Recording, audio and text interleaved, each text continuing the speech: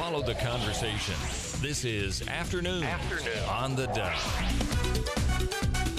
Good afternoon and welcome to Afternoons on the Dove. I'm your host, Perry Atkinson, and today is Friday, and that's the day we bring Tim Elbert in the house. Tim heads up the Four Seasons Nursery out there on Highway 62, and well, we're always having fun when he comes into the house because we take all of your questions about what's happening in your yard, and this is a great time of the year in gardening. So maybe you have some questions, and you're welcome to give us a call, 776-5368. Whether you're listening online, watching on the Dove TV, or listening on the Dove Radio, give us a call, 776-5368, which ought to be very interesting today. Hi, Tim. Hi.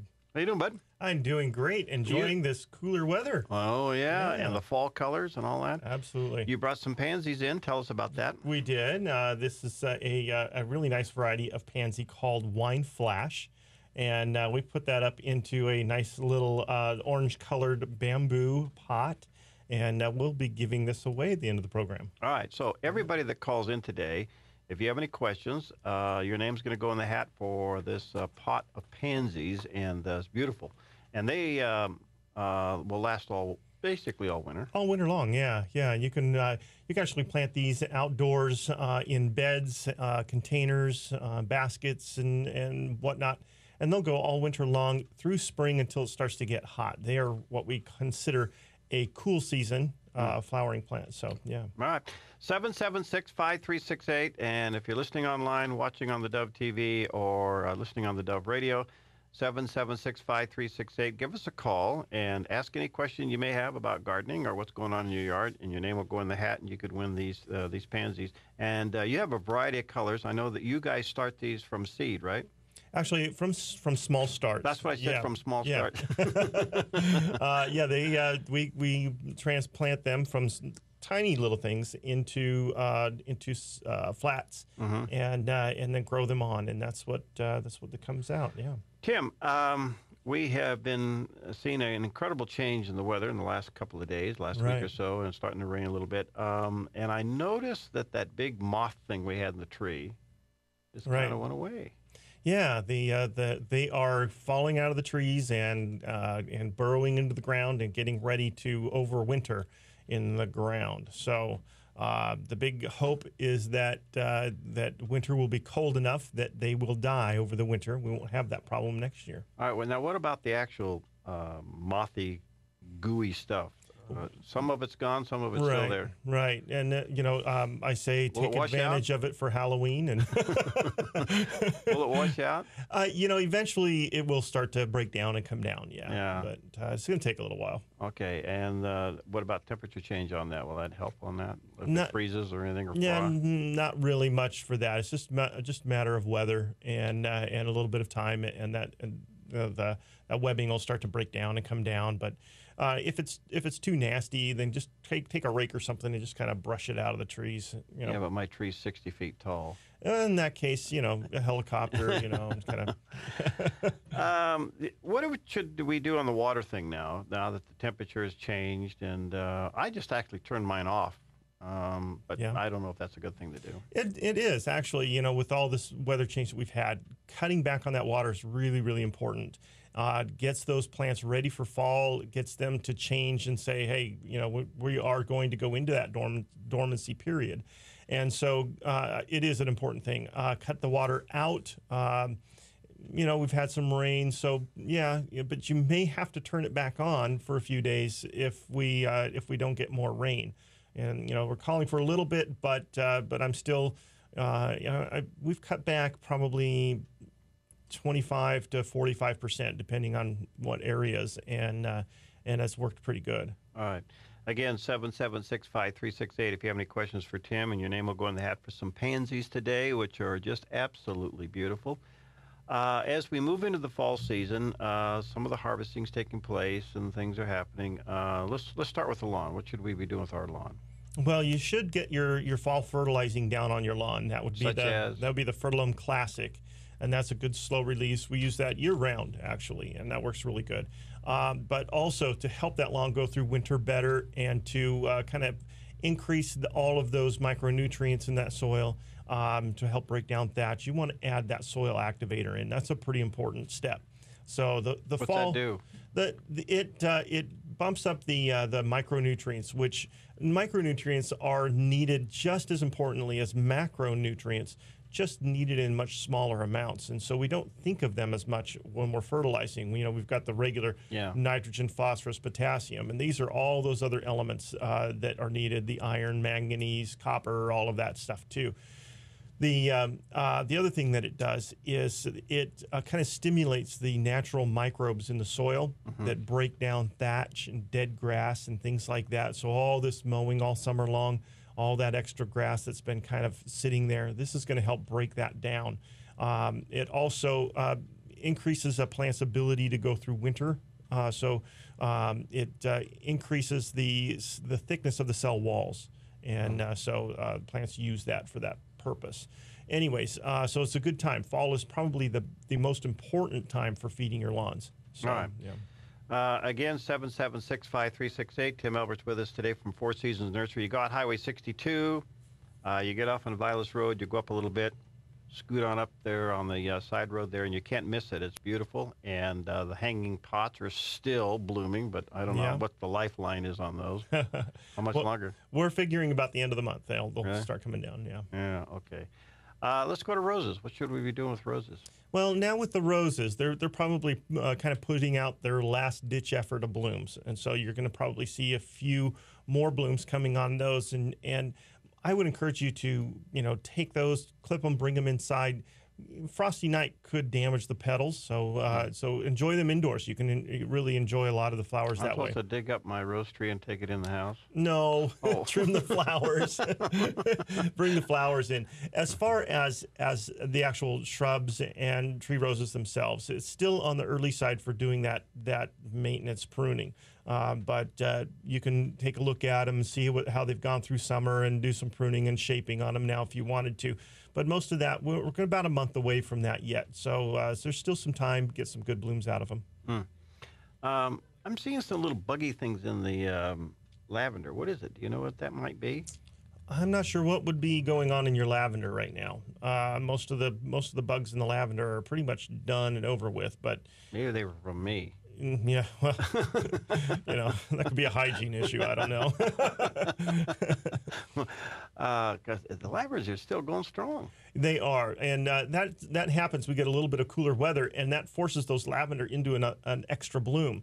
And I've seen a lot of that happen lately. So this weather's perfect for that lavender to get that going in, bloom again. It's a good thing. It's not going to stop them from blooming in spring. Let them go. Let them bloom. What about breaking them up?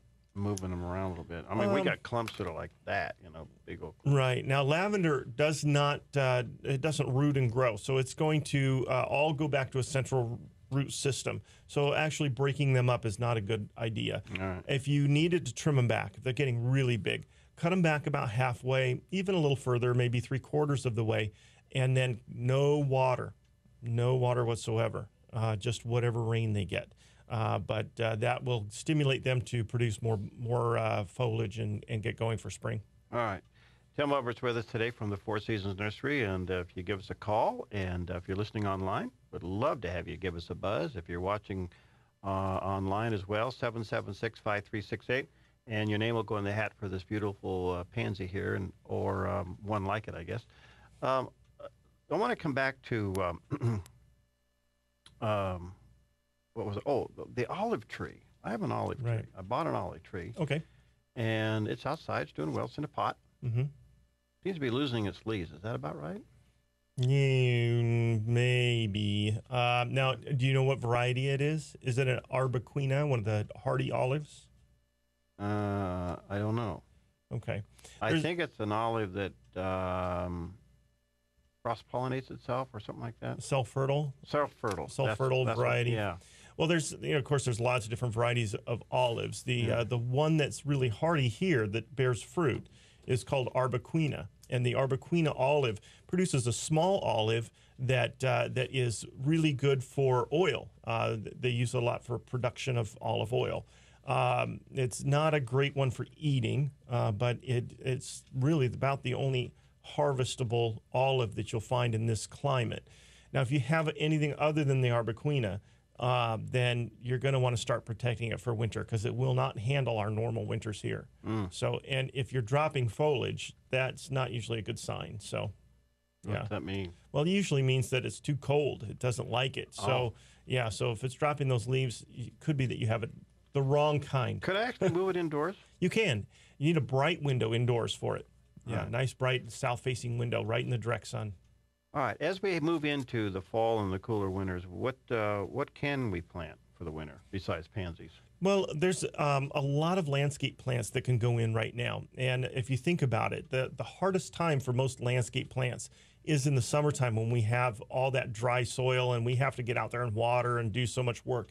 But if you plant a lot of your landscape plants in the fall, they have all of fall, winter, and spring where they're getting watered and cared for, and we don't have to do anything. And then summertime, then we have to get in there and start doing whatever work we can do. So there's a lot of landscape plants. But if you're looking for color and you really want to get some nice color going, the #1 color plant for wintertime is the pansies. All right. And yeah, they come in lots of colors and lots of variety. All right, if you got any questions, 776-5368. Hi, Brenda, and you want to, you got some scale on your gardenia? Well, yeah, this is the famous gardenia that's been prayed for, you know. Oh, and, yeah. Well, I did cut it back, and it is trying to come back. But here's the problem. I bought a beautiful tropical hibiscus, and I've brought both the gardenia and hibiscus in the house because it was getting cold. Right. But, you know, I don't have them near each other.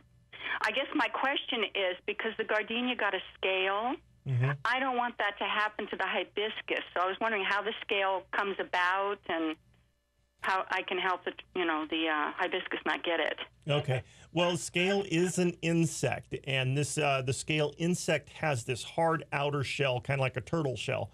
Yeah. And when it finds a spot where it's going to feed, it just kind of draws its legs and head in and feeds. And that hard outer shell kind of protects it from insecticides and other types of things, predators, etc.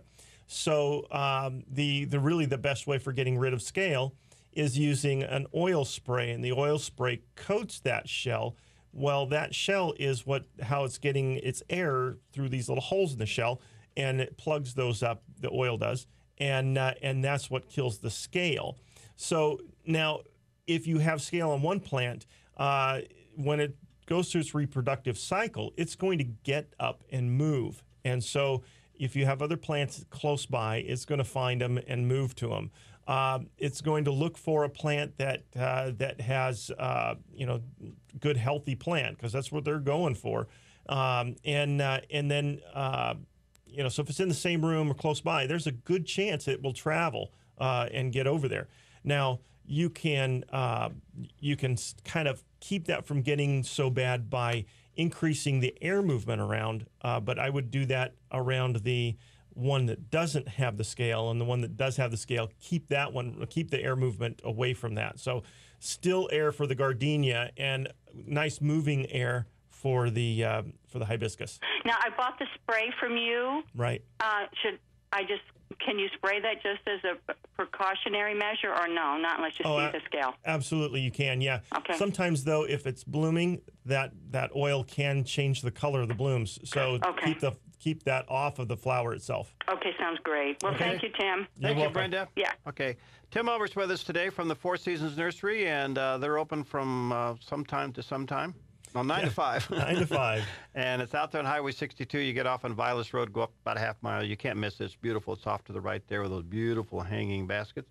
We're giving away a pot of pansies today, and if you call in and ask any question, your name will go in the hat, and who knows, you could win some pansies, as he has here on the counter.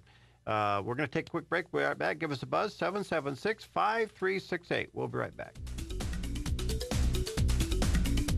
Follow the conversation. This is Afternoon on the Dove. Follow the conversation. This is Afternoon on the Dove. Well, we're back, and Tim Elbert's with us today, and Tim heads up the Four Seasons Nursery out on Crater Lake Highway, and beautiful nursery out there, open from 9 to 5. And if you have any questions today, and you're listening online, watching online, on the radio, on TV, give us a buzz, 776-5368. Your name will go in the hat. We're giving away a pot of pansies today that Tim and his family grow in their own greenhouses, and these are beautiful, and they will go right on through the cold weather. So who knows? You could win that. 776-5368. You put in a houseplant section. Yeah. And tell us about it. Well, we used to do houseplants years ago, and then went into a cycle where we didn't have any houseplants, and we just decided that we were going to get back in. There's been a lot of requests for houseplants, so we decided to get back into it. So we decided that we're going to do things a little bit differently. So what we are carrying as far as houseplants go, a few of the normal things that you would get, just about anywhere. But also we are carrying a lot of really interesting varieties and some new and different things.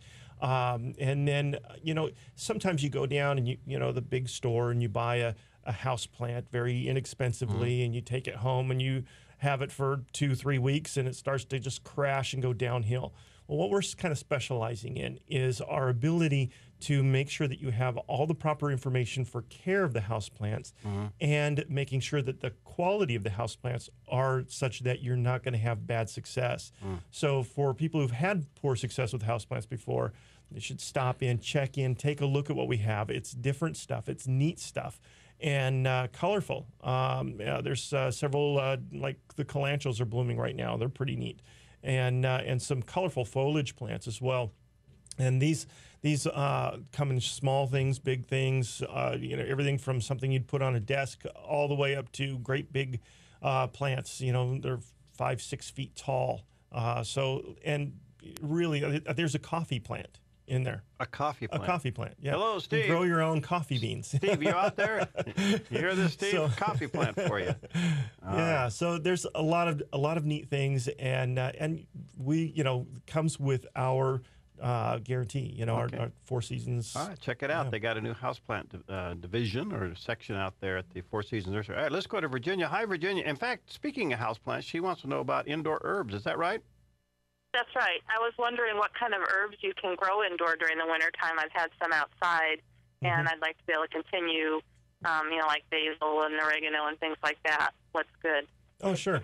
Well, now most of the herbs can be grown outdoors in the wintertime without any trouble. That would be things like the thyme, oregano, the rosemary. All of that stuff is hardy enough outside that you can even leave it outside. If you wanted to bring some in, you can. They like a bright, sunny window, though, so lots and lots of sunshine.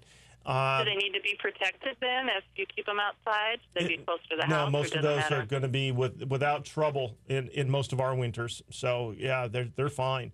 I like to use thyme as a kind of a ground cover. I've got a section in my yard that is just kind of bordering between the lawn and the shrub section, and it's very, very nice out there. And I run out there every once in a while and snip a few sprigs and bring it in and cook with it. But thyme is a great one. Oregano is a good one. Any of the mints and the rosemary and all of that is very good. Now, things like basil and cilantro, those are both not hardy. So those ones you'd want to bring indoors. And again, really, really bright light for those. Okay. All right. But they absolutely will grow, and you can use them. All right. Thanks so much. Thanks, You're welcome. Virginia. All right, bye-bye. 776-5368. You have any questions for Tim? Your name will go in the hat for some pansies. 776-5368. What about a dormant spray this time of the year? I mean, now that the fruit, well, I guess we're still harvesting some fruit. There's still some pears and apples out there that are going. But, with this cooler weather that we're having, it is the perfect time to be thinking about that. And we want to get those dormant sprays on just as the leaves start to turn color. So be watching for that. And I've got, we just finished harvesting our pears and apples at home.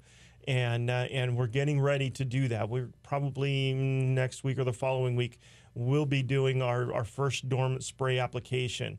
And now you want to use copper. You would like to use copper on anything that has a pit. So your peaches, nectarines, that kind of a thing, plums, they would get the copper spray. If it has a core, like an apple or a pear, then you want to use the lime sulfur spray. And you take the lime sulfur, you mix it with the dormant spray oil, and that makes a great spray for control of any insects and diseases. Now, as those leaves are coloring, they are coloring because the plants are taking everything in from those leaves and storing it up. And so when we spray on those leaves, it's taking that in and storing it up. And that's what we really want. If we get it on too late, then there's nothing to draw that stuff in, and creates an environment that fungus can't live in. And so that's what keeps them from having that fungus and disease problem in the spring. All right, let's go back to the phones. Hi, Darlene, and you have a house plant question. I have a velvet plant. Velvet plant. And I've had it bloom before, not this particular plant, but I've had them bloom. Mm-hmm.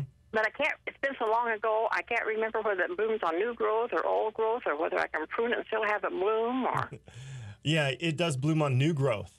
So if you're not having success with bloom, shear it back a little bit. Do a little pruning on it. It's not going to hurt it a bit. And give it some bright light, and that fresh new growth should come out, and you should get some bloom. When does it bloom? Well, usually when it has longer days. And so right now it's kind of going into the shorter days, so that's a little more difficult. But with extra lighting, you can kind of force it to bloom. Okay. Okay? I'm going to try that. All righty. Thank you very much. Thank You're you. welcome. Bye-bye. All right, 776-5368, whether you're watching on the tube or listening on the radio or listening and watching through the Dove website, give us a call. Tim's here to take your phone calls. The number is 776-5368, and your name will go in the hat, and somebody's going to win a pot full of pansies. And these are beautiful. They're kind of a purple-yellow color, and you have other colors available. You name the color, we've got it. Really? But yeah, there's just a ton of them out there. We just brought the last ones down from the growing area, and there's probably 1,000 flats at the nursery right now. So first come, first serve on those. Yeah. All right. How about bulbs? Yeah, it is that time. October is the time to plant those spring flowering bulbs. Right. And so if you are working on, if you want to put in some daffodils, tulips, the crocus, the narcissus, those kinds of things, this is the time. So, we get, some people will plant Narcissus. them. What was that other one? Narcissus? Yeah, is that a plant that's in love with itself? Oh, yeah, that's that absolutely. Yeah. We won't get into that. Okay. But anyways, there's some Greek lore on that. But anyways, all of those, if it's a bulb that blooms in the spring, you want to plant it now. So October's the best time. Into November is okay, but you start getting close to Thanksgiving, and it gets too late. So, is there a rule of thumb of how far down? Usually, do you plant them upside down or something like that? Or is that potatoes? I get all those. Well, it'd be hard to plant a potato upside down. But anyways, the thing with most bulbs is the smaller the bulb, the shallower the hole. So I like to say if you're going 3 times the depth or 3 times the size of the bulb for depth, that's about right. And so that's kind of a ballpark. Most places will have a chart that will show you kind of the depth of the planting on those. But really, to find out what end is up, if you are really don't know, you go, it could be this end, could be that end. Yeah. Turn it sideways. There you go. And plant it sideways, and it'll be fine. They will grow, they will bloom, they will do just fine. Now, what about people who have bulbs now, and of course the season's over? Can they break them up now? Yes, you can dig them and divide them and replant. Absolutely. And this would be the perfect time for that. All right, 776-5368 if you have any questions for Tim and the Timinator here from the Four Seasons Nursery. And who knows, you could win some pansies. What about, I want to come back to the bulb thing just for a moment. There's a variety of them out there. How far apart? I mean, sometimes I've seen Peggies get all clustered up. And what do you do here? How far apart? Well, if you're wanting to plant them and have them kind of come to grow up in a nice tight cluster, you can plant them as close as you want. Okay. It's not always a good idea, because you remember that bulbs, when they divide, that little bulbs form off of the side of the bigger bulbs. And if there's no room for them to divide off of there, then those bulbs will always stay small and won't produce flowers for you. And so giving them a little extra room helps with that. A rule of thumb would be, the kind of like a for most of the larger flowering bulbs, daffodils and tulips and things, 6 inches apart is a good number, and you can still get a decent sized grove with that or cluster with that, and still have enough room that they can continue to develop in there for the next 2 to 3 years without having to be dug up and replanted. But if you are wanting them closer, that's fine. If you want them further apart, it's okay. But because each bulb really only produces one flower stalk, you really don't want to get them too far apart. Do you have them out at the nursery, bulbs? Well, actually, we don't do bulbs. We don't do the spring bulbs. Yeah, okay. But it is the time for that, and I'm sure there's lots of places to get bulbs. All right, 776-5368. If you have any questions for Tim, and he's from the Four Seasons Nursery, we can take your phone call, and who knows, you could win some pansies today. So give us a buzz. We're going to take a quick time out. When we come back, we'll take some more of your calls, and if you got any questions, get in. Who knows, you could win these pansies. 776-5368. We'll be right back. Follow the conversation. This is Afternoon on the Dove. Follow the conversation. This is Afternoon on the Dove. Well, it's Friday here at Afternoons on the Dove, and that means Tim Elbert's in the house. Tim heads up the Four Seasons Nursery out on Crater Lake Highway, and you go out Highway 62, you get off on the Vilas Road exit, hop over to the frontage road just a little bit, go up a little on the right, you'll see the beautiful nursery open from 9 to 5 every day, and there's some beautiful fall. Speaking of fall colors, I mean, you not only have the pansies, but mums. What else you got? Well, of course, the mums. I love mums this time of year because they come in those nice fall colors. The oranges and yellows and things like that, and they're really fun to decorate with. Fall is a great time for decorating, and those are fabulous for that. So there are mums out there. The asters have been beautiful this year with their beautiful dark purple and blue flowers on them. They're just solid color. They're just a gorgeous plant. So mums and asters, and then there's the kale, the ornamental kale, and that comes in purple and white, and they've done so much like work. Cauliflower. Yeah, yeah, or cabbage. Can you eat it? Absolutely, you can. You can? Absolutely, yes. Kale has been. Well, you would think so, but it has been used. You boil it? A lot. What do you do? Yeah, you can fry it in oil. You can boil it. You can use it like you would like a cabbage, a cooked cabbage, or a cooked chard or something like that. Yeah, it's actually very healthy and quite good.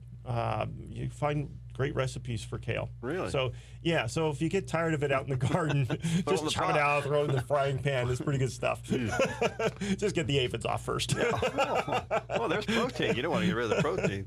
All right. So a lot of color. You got the mums and the kale, and of course the pansies and everything else. So I'm partial as well. I love the mums. Yeah. We were over in the UK, and I saw a mum that was really tight. I mean, it was a little,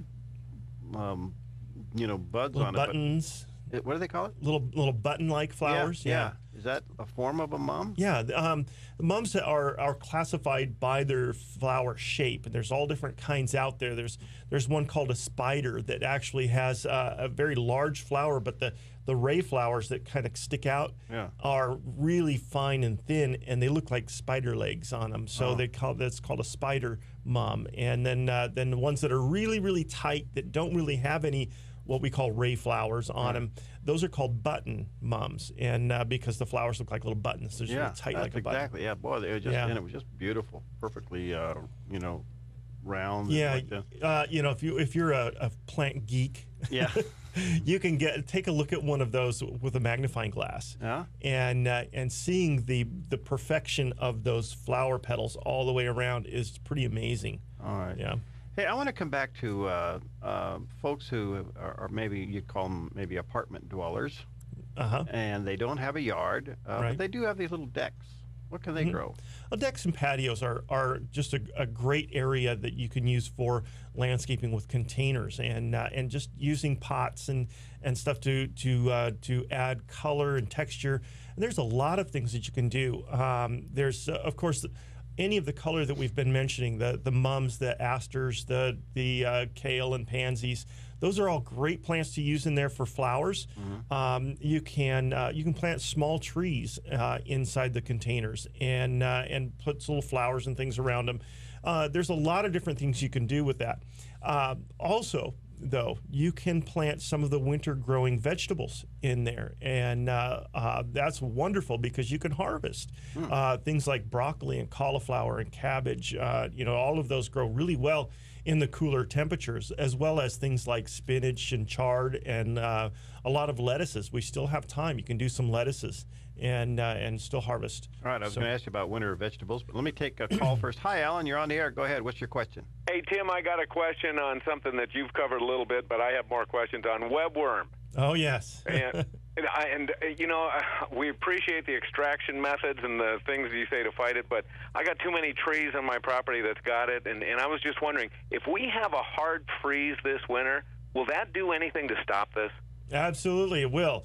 If we get some good ground frost where the ground freezes down, an inch or two and stays that way for a few days, not my favorite thing to have happen because it's really tough on the nursery plants, but it definitely does a good number on a lot of the insects, including the webworm. The webworm, okay. Yeah, because they're really, they're only burrowing down an inch or so into that soil and wintering over there. So if we get a good frost, it's going to freeze that and keep that frozen for a few days. It's more than likely going to take care of a lot of that problem. Okay, well, one more question. I had somebody tell me a home remedy to take care of this. They said like flour that you cook with. You take flour and pour it around the bottom of the tree all the way around in a circle, and it kills the webworm.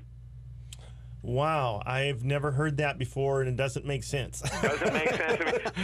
So I don't know. I'm just hoping for a hard freeze then. Yeah. Okay. Yeah, I don't see how pouring flour around a tree is going to do a whole lot of good. Hey, Alan? Yeah. Have you had any frost up there in the upper road yet? Not yet. Okay. But we're waiting, man. Okay. Okay. See you around, Alan. All right, thanks. Yeah, bye. okay, bye. We've done a lot of things to try to control these webworms, and there's sprays and all different kinds of things. But I hate to be a bearer of bad news or whatever. But if you look out into the forested areas, there are billions of them out there. Yeah. And so we can do all we can to keep them out. To kill the ones that are in our trees. Yeah, but they're coming back. Yeah, well, there's nothing you can do out in those forest lands, in those areas. There's just nothing. And so that's, we do the best we can, but really the key is going to be watch for them in the spring, get rid of those nests as soon as you see them, and be diligent and watch for them, and then you will have a lot less trouble. If you can get control all through early spring in through June, you shouldn't have to worry the rest of the summer. All right. So, hey, Jim, what's going on with your lawn? Well, we're moving into fall and winter months, and I'm just wondering about what things you suggest a person do as far as prepping lawn so everything comes nice and green by springtime. Okay. Well, a good application of the Fertilome Classic Fertilizer along with the soil activator. Get those both down, water it in, or let rain take it in. You can do it right before rain. And that's going to be the big thing. Now, if you have been mowing, you're still mowing at your normal summer height, you'll want to bring that height down. So if you've been up there in the 3 to 4 inch range, you should be dropping that down. Each mowing, drop it down a little bit each time until you're about 2 inches high. And then at about that point, that you should be able to get good evaporation. We'll have a lot less trouble with fungus and et cetera for winter. Well, and I know with my in-ground sprinkler system, a lot of the edges kind of browned up during the summer, and getting around the edges. For those areas that browned up during the summer, anything special that should be done there? Well, in that situation, there's not much you can do now. It's going to probably start coming back okay. But what you really need to do in the spring would be to go through with some kind of a heavy mulch and go around the lawn with that mulch to help protect that edge of that lawn. That'll keep that from happening. All right, great. Thank you. Okay. Thanks, Jim. See you later. All right, 776-5368. You have any questions for Tim? He's with us a few more minutes. We'd love to take your call, and your name would go in the hat for these beautiful pansies here, 776-5368. I don't care what season we're in. The moles and the squirrels are still there. Yes, the rodents. The rodents. What do we do? Well, you know, the moles and gophers, they don't hibernate over the wintertime. They just kind of go deeper. And so they're still feeding. And moles and gophers both have very high metabolism. I believe they have to eat 3 times their body weight per day just Yes, just to stay to maintain their metabolism. Can I send them over to you? Yeah, you can send them over, and we'll see what happens. Now, my dog catches them and kills them. I will rent her out. But yeah, definitely the moles and gophers are a problem, and they maintain a problem. So a couple of things that you can do. There's a product called Molgo, which is castor bean oil, and it's an all-natural product. Won't hurt your worms in the ground, won't hurt your animals. So it's a great one to use. You put it down, spray it down over the lawn, and let that kind of water in or rain take it in, and that will deter them. It kind of forces them away. They kind of don't like it. So they don't call it Molgo for nothing. It kind of... All right. Well, I knew that they would stick around a little bit. I want to come back to winter vegetables. Yes. What are you suggesting, and when? Well, you can do actually winter vegetables anytime now. All right. So on your winter vegetable, first of all, if you've got a vegetable garden now and you're thinking about putting in winter vegetables, you can kind of squeeze them in any extra room that you have, but don't tear out the tomatoes yet. The tomatoes and peppers should still produce, and we've got a little bit more time with that. What you might consider is, building a little structure over the top of your tomato plants. You can just throw an old blanket or some plastic over at night if it gets really cold, and you can extend that season on those for several weeks and still get some decent fruit off of those. So in the meantime, in that other little area, maybe where the corn used to be or the potatoes, you can start planting any of your cole crops like the cabbage, the broccoli, the cauliflower. Brussels sprouts? Brussels sprouts, absolutely. Brussels sprouts are great. They're very good for you too. Well, you'll be happy. You don't want to plant any cantaloupe. Okay, how's that? So yeah, no cantaloupe. Cantaloupe and Brussels sprouts. Well, anyways, the any of your leafy crops, the spinach and chard and things like that. Still on the early side yet to be doing onions and garlic, but it's getting close, so you can get an area ready for that. Hi, Millie. What's up? I want to know how to winter over canna lilies. I've got them in pots. They look beautiful and healthy. I don't know whether I let them freeze down and, get cold and then put them in the garage or leave them in the pots or what I need to do to them. Oh, well, you answered the question beautifully. Wait till they freeze down and then trim everything off and then just leave them in the garage and they'll do fine. Now, if they were in the ground, you could just leave them in the ground. They will come back from dormancy in the spring. But I've done the yellow, I've got yellow, and I've got the pink. The red I've had come back, but the pink and the yellow never seem to come back. And I was just worried about leaving them in the yard. Yeah. Well, in the containers, they will come back for sure if you put them in the garage. But you don't want to leave them in the containers outside because definitely that's going to cause some problems if we have some hard freezing. So into the garage for the coldest part of winter and then back out as soon as it warms up again. Thank you so much. Okay, thanks, You're Millie. welcome. All right, Tim, thanks. We have some names in the hat here, and I'll let you draw one out. And you have about 1,000 flats left of pansies out there. Roughly, yep, give or take. Bunch of colors? Yep, about 20 colors, I would say. Really? Yeah. All right, pick a name. Let's see who's going to win. Who's going to win today? Today it's going to be Darlene. Darlene. Okay, yes. Darlene, you're the winner of these pansies. We'll be getting a hold of you for that, and you can go out to Four seasons. Yeah. Four Seasons Nursery. That's okay. At Crater Lake Highway, and check it out. They got all kinds of them. These are absolutely beautiful. I like them because I've actually brushed the snow off of them. They keep coming through. Yeah, they keep coming back. And actually, pansy flowers are edible. Well, So there you go. So if you get tired of the blooms, just bring them in and eat them. So Put them in a salad. Kale and pansy soup? Yeah. I don't think so. Desperate times. Okay. And how do you care for them? Pansies don't like a lot of food, and they really don't like a lot of water. So when you plant them, put a little organic fertilizer with them and water them in, and then just leave them. Will And they continue to grow? Oh, yeah. Yeah, they'll continue to grow and do really well all winter long. So. Well, what about how long will that bloom last? Well, that depends. In the warmer weather, the blooms don't last as long, but new ones keep coming on. In the colder weather, the flowers just kind of stop and stay. And then as it warms up, those fade and new ones come back on again. But in cold weather, those blooms can last for weeks. Wow. Yeah. All right. Well, they got a beautiful selection, so check it out at the Four Seasons Nursery and Crater Lake Highway, open from 9 to 5. And check out the new indoor plant section that they have now put back in there at the Four Seasons Nursery. And they got good, healthy plants. Going to give you a good start. And got all the good advice and the good things to take care of it. Everybody's been brushing up on their houseplant stuff. So what is the color? I got only a couple seconds left. Good house color plant, indoor plant. One that I like, the Dracaenas are very easy to grow. And they come in all different colors and sizes. There's one that I really like called something lime. And it's it's really kind of lime green, beautiful. All right. Thank you, pal. We'll see you next week. And we'll see you on Monday.